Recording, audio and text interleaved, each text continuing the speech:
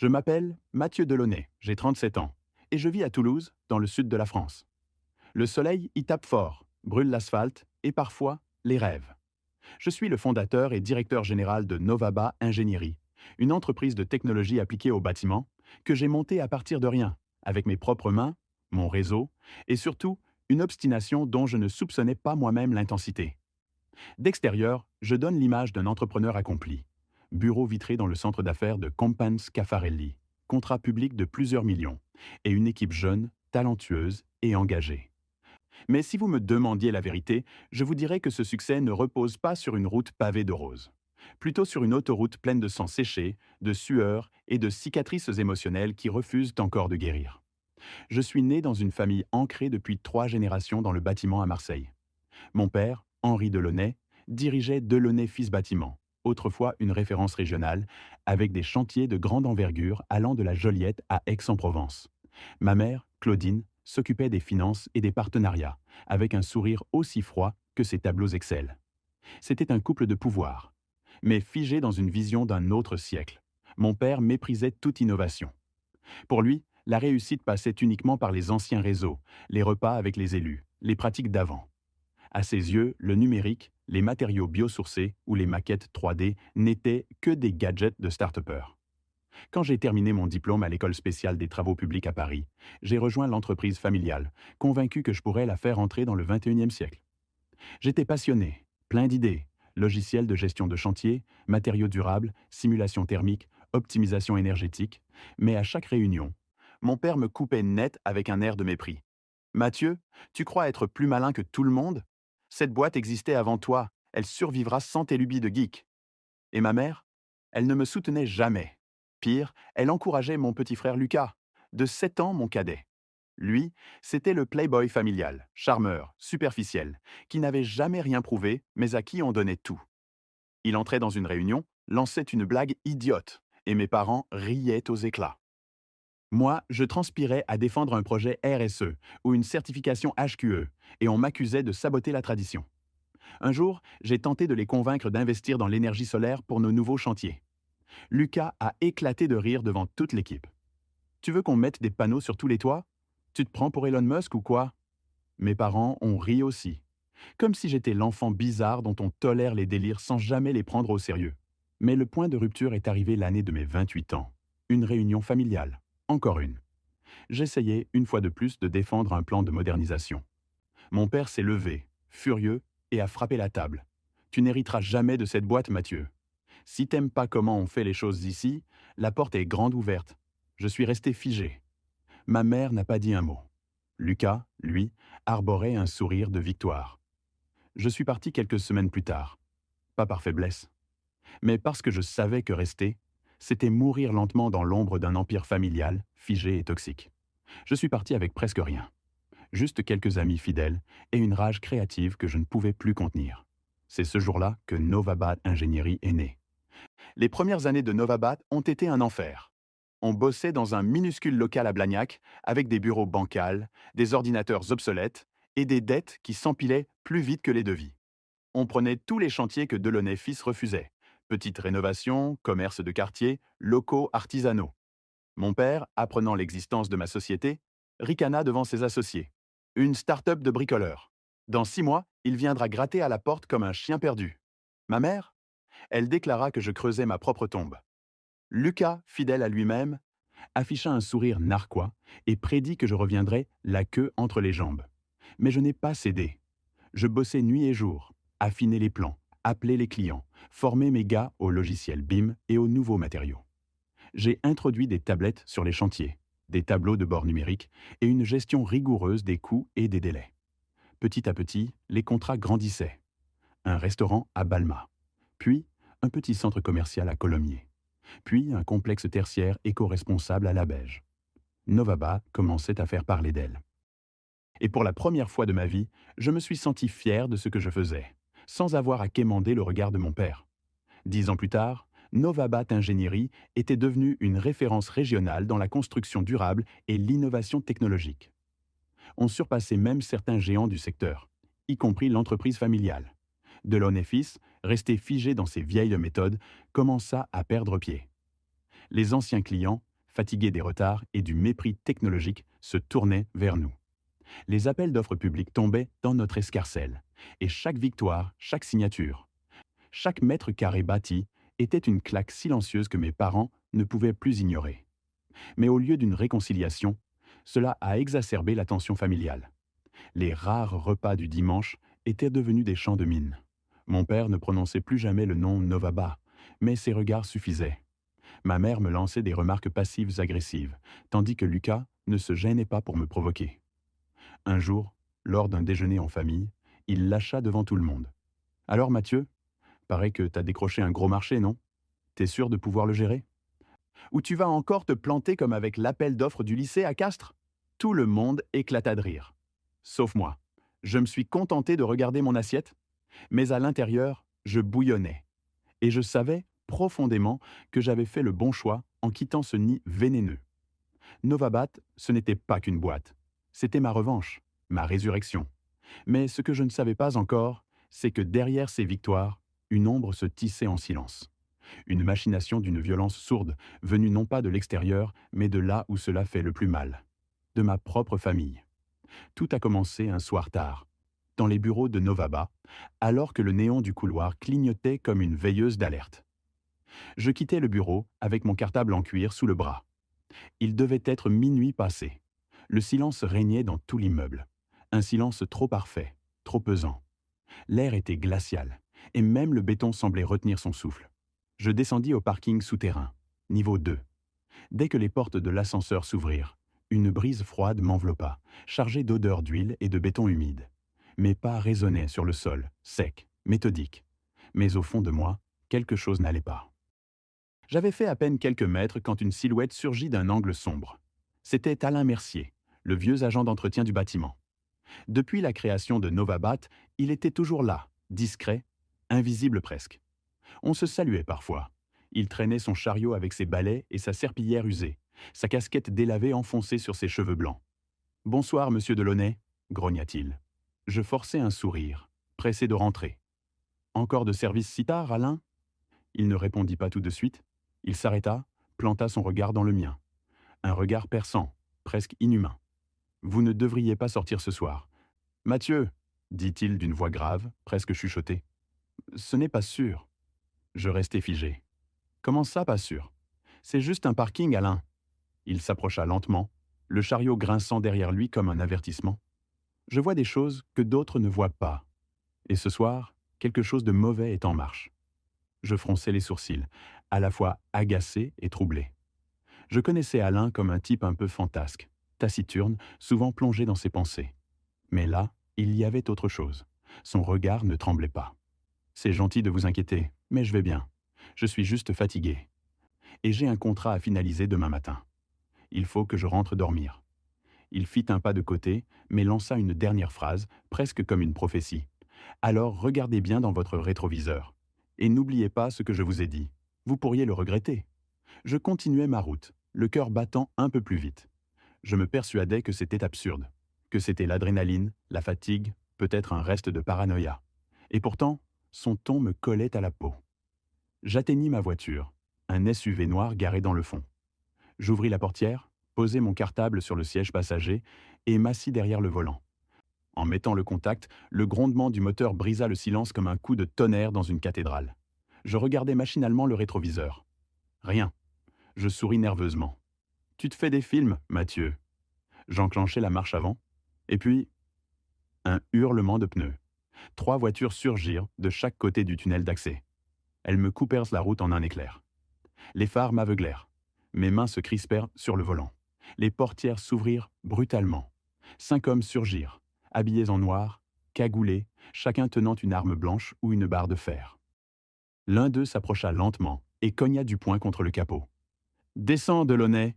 grogna-t-il. « Ce soir, tu ne rentres pas chez toi. » Je sentis la terre se dérober sous mes pieds. Ce n'était pas un simple braquage. Ils connaissaient mettre mon nom. Ils étaient là pour moi. Je verrouillai les portes à la hâte, mes doigts tremblants cherchant mon téléphone dans la poche de ma veste. Avant même d'avoir pu composer un numéro, la première barre de fer fracassa le pare-brise. Une étoile s'étala dans le verre comme une araignée prête à m'engloutir. Je sursautai, le téléphone me glissant des mains. Le chef frappa une nouvelle fois, hurlant « Dernière chance !» Et c'est là qu'il apparut. Alain Mercier, sorti de l'ombre comme un fantôme armé, d'un balai en fer. Il n'avait plus rien du vieillard fatigué des couloirs. Sa posture était droite, son regard vif, chaque geste mesuré. Il s'approcha lentement, d'un pas assuré. « Je vous avais prévenu, » murmura-t-il. « Mais vous avez choisi l'ignorance. À présent, c'est vous qui allez payer ?» Les voyous se figèrent à la vue du vieil homme. Le chef se retourna, un rictus moqueur sur le visage. « Dégage, papy !» grogna-t-il. « C'est pas ton affaire. » Mais Alain ne bougea pas. Il fit tournoyer son balai comme une arme d'un autre âge. Puis avança d'un pas calme, presque cérémonial. « J'ai prévenu Mathieu. Ce soir n'est pas sûr, mais vous avez fait le mauvais choix. » Un des agresseurs éclata de rire et s'élança, la barre de fer levée. Il voulait faire tomber Alain d'un seul coup. Mais ce qui se produisit me coupa le souffle. En une fraction de seconde, Alain pivota, esquiva avec une fluidité irréelle et frappa sèchement le genou de l'assaillant avec le manche de son balai. Un craquement net résonna dans le garage. Le type hurla de douleur et s'effondra au sol. Le second n'eut pas le temps de réagir qu'Alain lui balaya les jambes et lui asséna un coup de coude au visage. Il tomba à son tour, gémissant, son arme glissant au loin. Dans ma voiture, j'étais paralysé. J'assistais, incrédule, à un combat digne d'un film, livré par un homme que j'avais toujours considéré comme un simple agent d'entretien. Chaque geste était précis, fluide, sans perte de mouvement. Un troisième agresseur sortit un couteau. Je criais, prêt à intervenir, mais Alain l'avait déjà désarmé avant même que je n'aie touché la poignée. Il planta la lame directement dans le béton, la bloquant là comme un avertissement silencieux.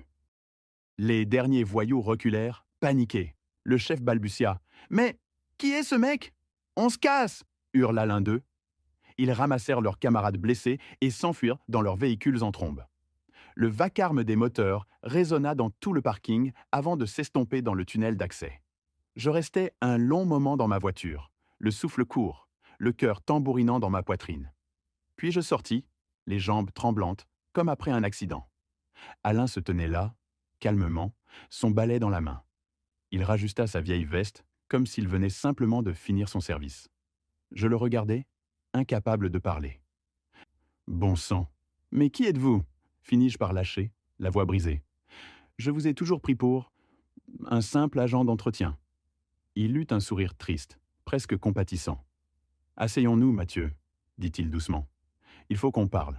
Tu mérites de comprendre. » Il m'indiqua un banc dans un coin du parking, réservé aux agents de sécurité. J'acceptai sans réfléchir. Sous la lumière blafarde d'un néon tremblotant, nous nous assîmes. Je sentais encore le sang battre dans mes tempes. « Mon nom est Alain Mercier, » dit-il. « J'ai 67 ans. Et non, je ne suis pas juste un vieux type avec un balai. J'ai été dans les forces spéciales françaises, le COS, missions extérieures, Afrique, Balkans, Afghanistan.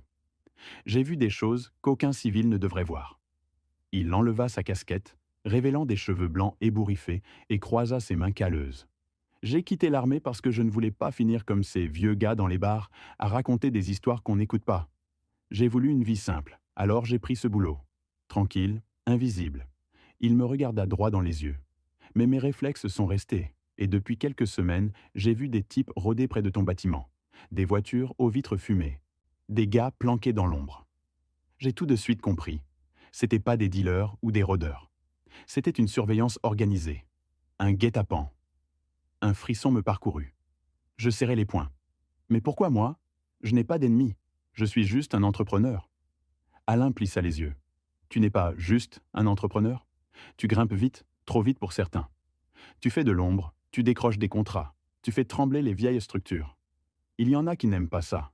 Et ces types n'étaient pas là par hasard. Quelqu'un les a payés pour t'éliminer. J'avalais ma salive avec peine. J'avais toujours su que mon succès dérangeait. Mais de là à vouloir ma mort, une pensée horrible me traversa l'esprit. Tu crois que ça pourrait venir de ma famille, de mon frère, de Lucas? Alain ne répondit pas tout de suite. Puis il dit calmement, « J'ai placé un traceur sous une de leurs voitures. Je le regardais, bouche bée. Quand ils sont entrés, j'étais planqué derrière une colonne.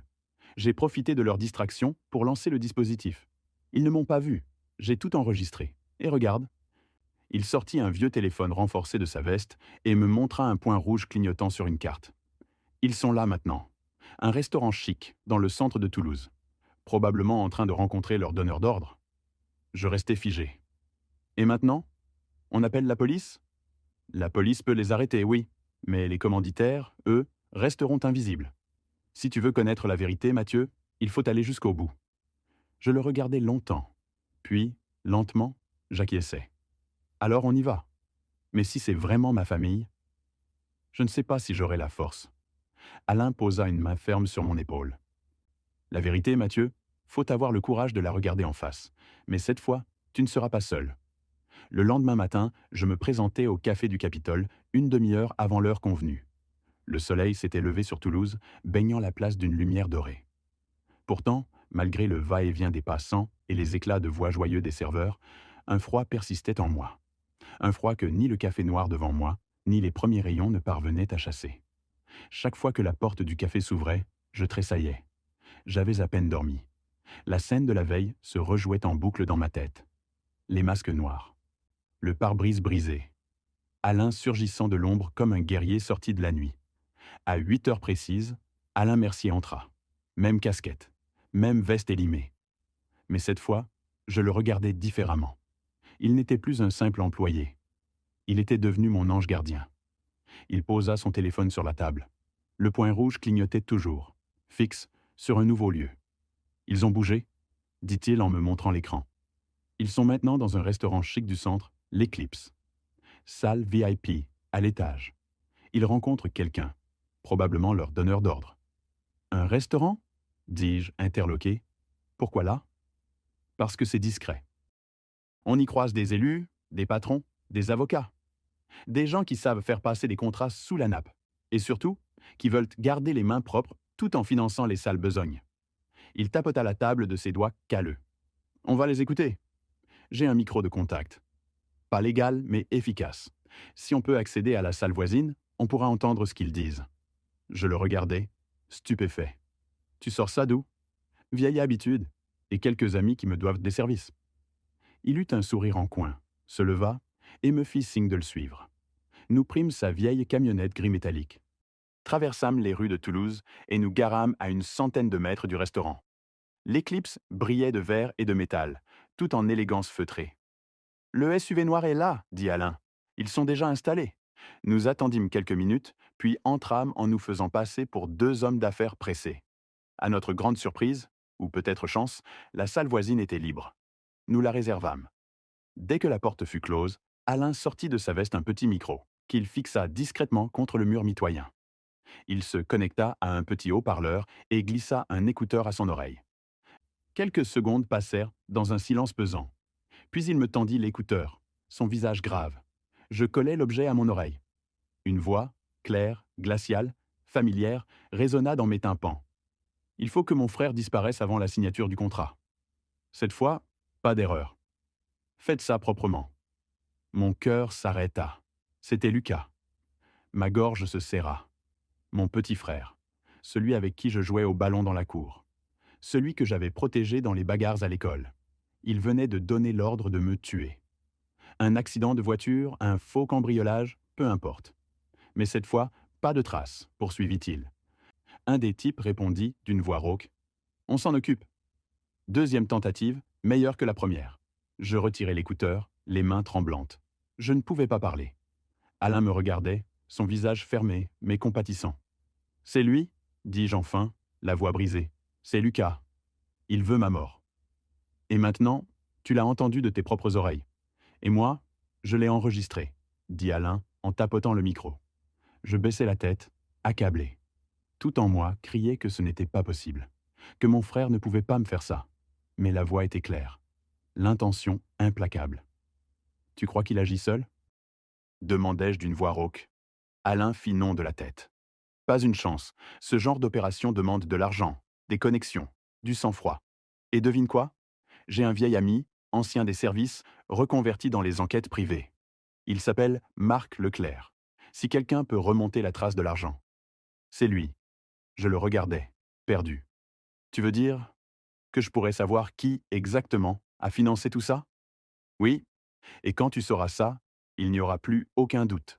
Même les juges ne pourront l'ignorer. Je pris une profonde inspiration. Alors appelle ton ami. Je veux la vérité. Toute la vérité. 2 jours plus tard, nous retrouvions Marc Leclerc dans un petit bar de la périphérie de Toulouse, à l'abri des regards. L'endroit était sombre, sentait l'huile de friture et le café brûlé. Marc était assis à une table du fond, grand, massif, avec une barbe grise taillée au millimètre et des yeux comme des couteaux.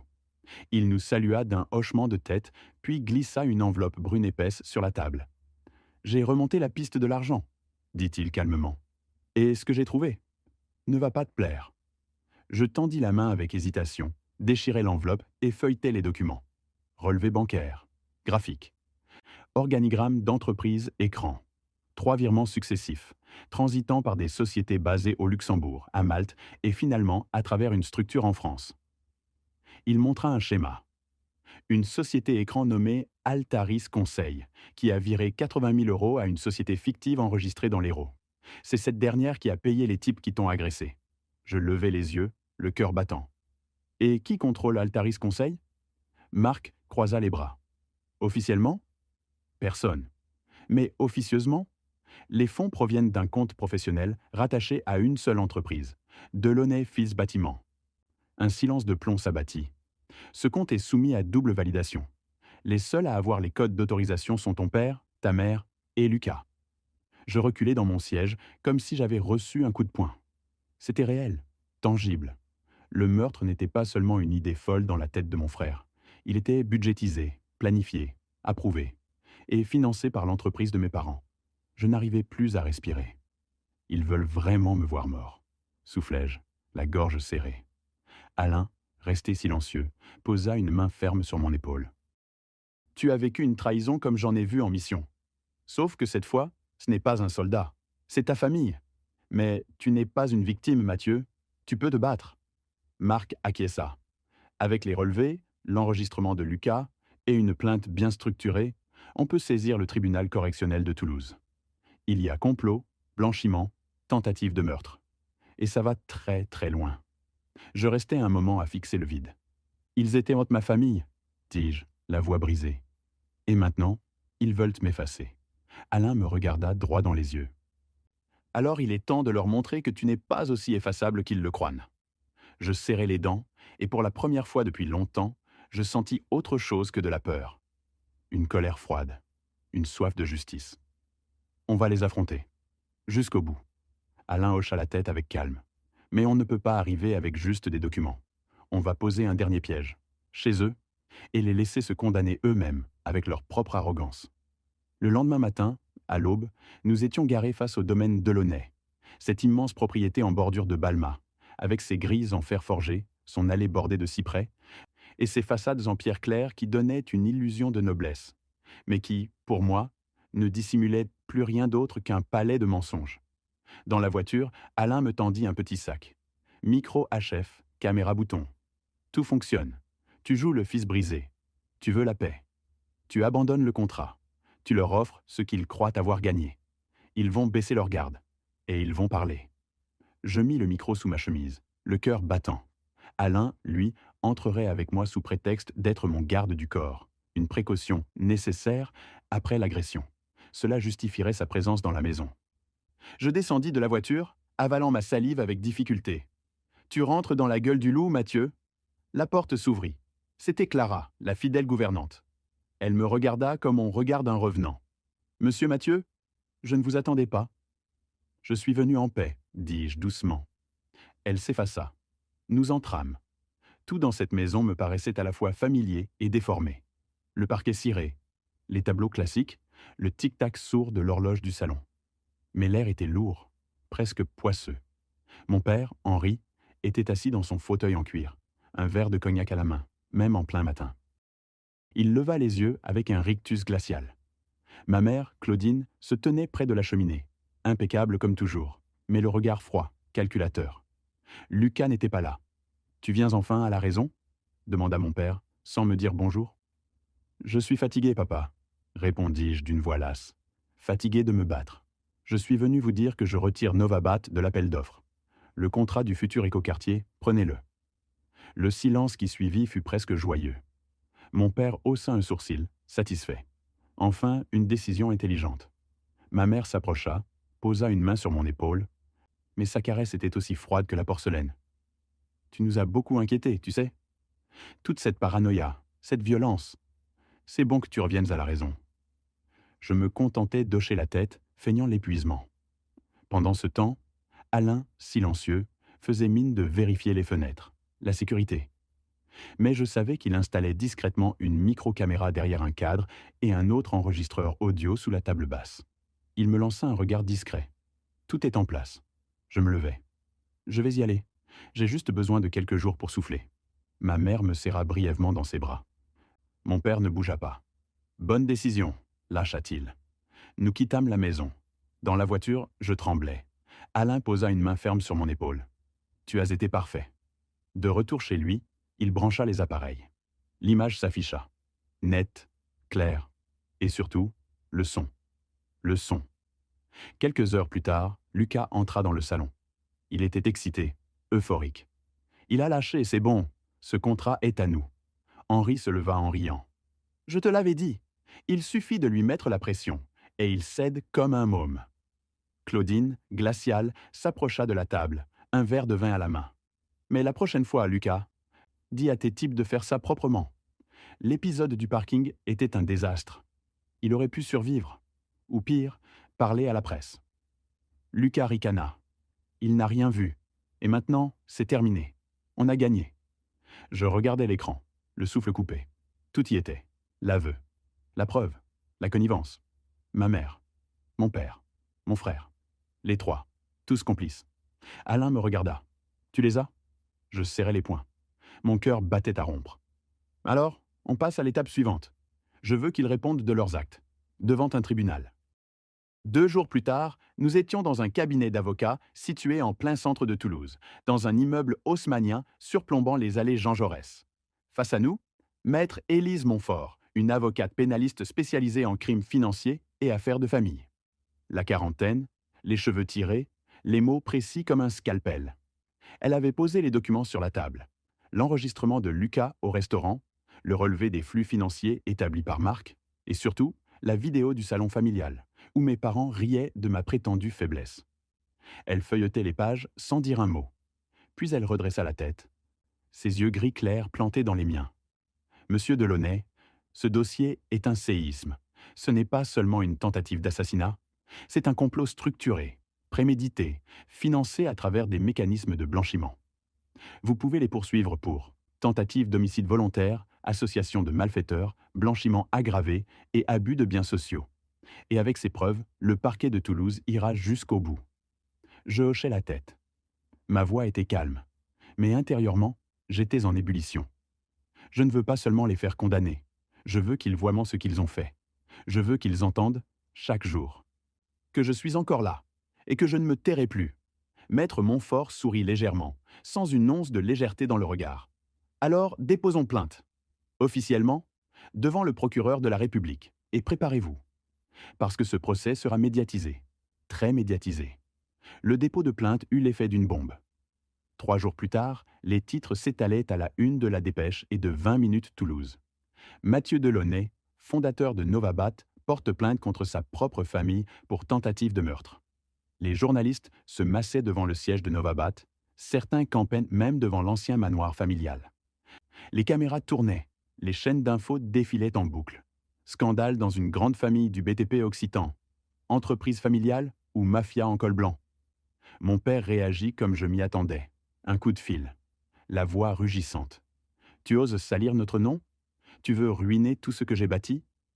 Ma mère donna une interview à France 3, larmoyante, me décrivant comme un fils mentalement instable, en pleine dérive psychotique. Quant à Lucas, il choisit Instagram. Une vidéo face caméra, entourée de trophées et d'un piano à queue. Ce que mon frère fait est ignoble. C'est un manipulateur. Il veut détruire l'œuvre familiale par pur égoïsme. Je regardais cette vidéo avec un calme glacial. Le vernis de leur monde se craquelait. Mais moi, je tenais bon. Grâce à Alain, grâce à Élise, grâce à ceux qui n'avaient pas détourné les yeux. Le procès s'ouvrit un matin pluvieux, au tribunal correctionnel de Toulouse. La salle d'audience était comble. Des journalistes, des curieux, des visages familiers, des regards qui brûlaient, d'autres qui soutenaient. Je pris place sur le banc des parties civiles. En face, Henri, Claudine et Lucas Delaunay, entourés d'une armée d'avocats aux costumes coûteux. Mon père me fusilla du regard, mais je n'y vis plus de colère. Juste de la peur mal dissimulée. Ma mère, maquillée comme pour une pièce de théâtre, gardait un sourire figé, mécanique. Lucas, lui, souriait. Mais un sourire nerveux, forcé. Leur avocat, maître Béraud, tenta le tout pour le tout. Monsieur Mathieu Delaunay est un manipulateur. Il a monté un complot pour détruire une entreprise florissante par jalousie. Ses preuves? Facilement falsifiables. Ses enregistrements? Illégaux. Ce dossier? Un écran de fumée. Puis maître Montfort se leva. « Mesdames et messieurs de la cour, dit-elle d'un ton posé mais ferme, ce que vous allez entendre n'est pas une fiction. C'est la voix de Lucas Delaunay, commanditant l'assassinat de son frère. C'est la preuve du financement de cette tentative via des montages opaques contrôlés par Henri et Claudine Delaunay. Et c'est enfin une vidéo où les trois se félicitent de leur réussite. » La salle était suspendue à ces mots. Puis elle lança les enregistrements.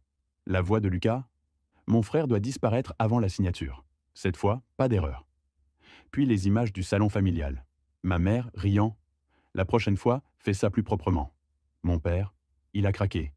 Il est fini. Le contrat est à nous. » Des murmures parcoururent la salle. Des journalistes se levaient pour filmer l'écran. Les juges prenaient des notes. La présidente du tribunal resta impassible, mais ses yeux fixaient mes parents avec une froide intensité. Un expert judiciaire certifia l'authenticité des vidéos et des enregistrements. Puis ce fut au tour d'Alain Mercier de témoigner. En uniforme de témoin, digne, les bras croisés. « J'ai été soldat, puis nettoyeur de bureau. Mais ce que j'ai vu cette nuit-là, ce n'était pas du théâtre. C'était une exécution planifiée. Et sans mon intervention, Mathieu Delaunay ne serait pas dans cette salle aujourd'hui. Le soleil brillait dehors quand nous avons quitté le tribunal. Alain marchait à mes côtés, sans un mot. Il n'avait pas besoin de parler.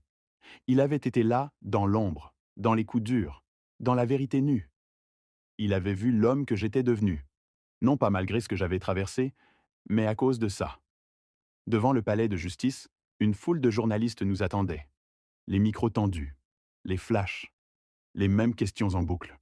Mais cette fois, Alain leva une main, d'un geste calme mais autoritaire. « Laissez-le passer, il n'a plus rien à prouver. » Et la foule s'écarta. Dans les semaines qui suivirent, Delaunay fils s'effondra. L'entreprise fut placée en liquidation judiciaire. Le nom Delaunay, autrefois respecté dans tout le Sud, devint un synonyme de scandale. Les banques retirèrent leurs crédits. Les collectivités locales annulèrent les marchés. Et moi, je regardais ça sans jubilation. Juste avec la conscience que la vérité a un prix. Novaba Ingénierie, au contraire, prospérait. Les demandes affluaient. La presse me nommait l'entrepreneur intègre, le survivant du système. Des jeunes postulaient chez nous, admirant notre histoire. Mais moi, je n'étais pas un héros. Je n'étais qu'un homme qui avait refusé de mourir en silence. Un soir, seul dans mon bureau, je me suis assis devant une feuille blanche et j'ai écrit une lettre que personne ne lirait. Peut-être même pas moi plus tard. Une lettre pour l'homme que j'étais devenu. Tu as tout perdu, mais tu es resté debout. Tu as vu la haine dans les yeux de ceux qui t'ont donné la vie. Et tu as choisi la vérité, même si elle te brûlait. La justice ne rend pas heureux, mais elle rend libre. Et parfois, ça suffit. Je repliai la lettre et la rangeai dans le tiroir de mon bureau. Puis j'ai regardé par la fenêtre. La ville de Toulouse s'étendait devant moi, vivante, bruyante, belle. Et pour la première fois depuis longtemps, j'ai souri. Pas un sourire de victoire, mais un sourire d'homme vivant.